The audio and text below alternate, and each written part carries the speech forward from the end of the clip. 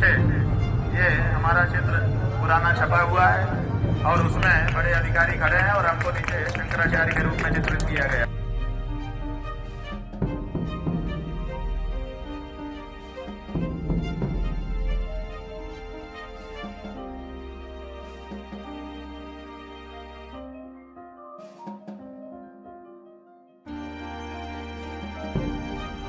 नमस्कार दोस्तों, स्वागत है आपका अपने YouTube चैनल निगाहें इंडिया न्यूज पर। दोस्तों, प्रयागराज का माघ मेला आस्था, परंपरा और संतों की उपस्थिति का महापर्व, लेकिन इस बार संगम के तट पर सिर्फ श्रद्धालुओं की भीड़ नहीं, बल्कि एक बड़ा धार्मिक प्रशासनिक विवाद भी सुर्खियों में। केंद्र में है शंकराचार्य स्वामी अभिमुक्तेश्वरानंद सरस्वती और दूसरी तरफ है प्रयागराज प्रशासन, जो अब अचानक माफी मांगने को भी तैयार दिख रहा है। अब देखिए, ये पूरा मामला शुरू हुआ मौनी अमावस्या से ठीक पहले।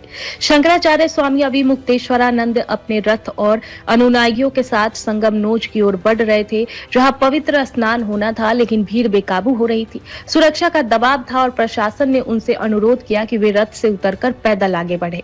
यहीं से टकराव की चिंगारी भड़की। समर्थक रथ को आगे ले जाने पर अड़े रहे, पुलिस ने रोका, धक्का मुक्की हुई, माहौल तनावपूर्ण बन गया। शंकराचार्य पक्ष का आरोप है कि उन्हें पवित्र स्नान से रोका गया, उनके अनुयायियों के साथ बदसलूकी हुई और ये संत परंपरा का अपमान है। अब ये घटना के बाद शंकराचार्य अपने शिविर के बाहर धरने पर बैठ गए। उनके चेहरे पर पीड़ा साफ दिखाई दे रही थी। उन्होंने कहा कि वे मौनी अमावस्या का स्नान नहीं करेंगे। प्रशासन से संवाद की कोशिशें हुई, लेकिन शंकराचार्य का कहना है कि जब उन्होंने माफी की मांग कही तो पहले प्रशासन ने साफ इनकार कर दिया। बाद में खेद जताने की बात आई, लेकिन लिखित रूप से कुछ नहीं दिया गया। इसी से आहत होकर उन्होंने एक ऐसा फैसला लिया जिसकी उम्मीद प्रशासन को बिल्कुल नहीं थी।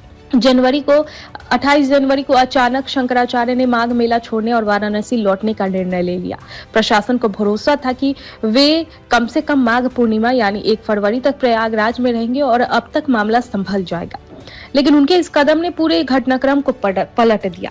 वाराणसी पहुंचने के बाद हालात बदलने लगे। लखनऊ से वरिष्ठ अधिकारी संपर्क में आए, संदेश गया कि उन्हें पूर्णिमा के दिन सम्मान वापस लाकर संगम स्नान कराया जाएगा। अब यहाँ कहानी नया मोड़ लेती है। शंकराचार्य ने अब साफ कहा कि बात सिर्फ बुलाने की नहीं है, सम्मान की है, परंपरा की है। उन्होंने 2 शर्तें रखी। जिम्मेदार अधिकारी लिखित में माफी मांगे और सिर्फ इस घटना के लिए नहीं बल्कि भविष्य के लिए भी व्यवस्था हो।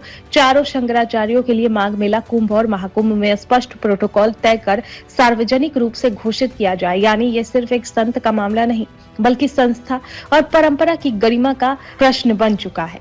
सूत्रों के मुताबिक अब प्रयागराज प्रशासन का रुख नरम पड़ा है और माफी की मांगने की बात तैयार दिख रहे हैं, लेकिन क्या शर्तें पूरी होगी? क्या सब कुछ लिखित में होगा?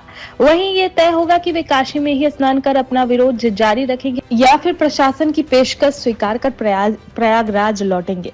ये विवाद सिर्फ एक कार्यक्रम या एक स्नान का नहीं रहा है। ये उस संत परंपरा, प्रशासनिक प्रबंधन और धार्मिक गरिमा के बीच संतुलन का सवाल बन चुका है, जो हर कुंभ और माघ मेले में बेहद संवेदनशील होता है।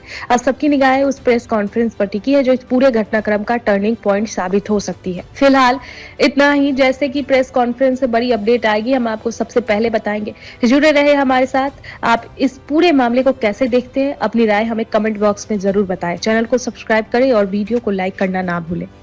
दोस्तों, अगर आप चाहते हैं कि आपके संस्थान, व्यापार या ब्रांड की पहचान हर घर तक पहुंचे और आपकी आमदनी में दिन दूनी रात चौगुनी तरक्की हो, तो आप वक्त आ गया है निगाहें इंडिया न्यूज़ पर अपना विज्ञापन देने का। आप हमसे हमारे आधिकारिक ईमेल आईडी nigahenindianews@gmail.com पर संपर्क कर सकते हैं, क्योंकि निगाहें इंडिया न्यूज़ है प्रयागराज का पहला और सबसे भरोसेमंद स्थानीय न्यूज़ चैनल जो सिर्फ और सिर्फ आपकी आवाज़ को बुलंद करता है।